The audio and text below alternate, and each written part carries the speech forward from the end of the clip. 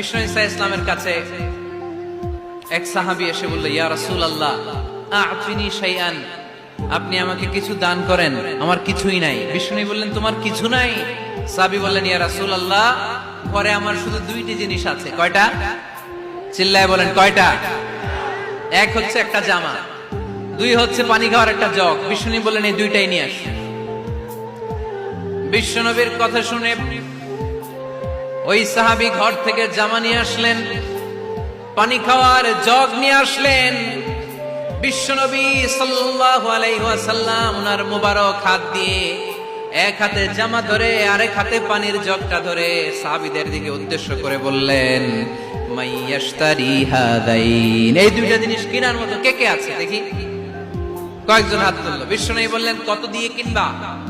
এক সাহাবী বলে, ইন্নী আশতারিহিমা বিদিরহাম, ও নবী যদিও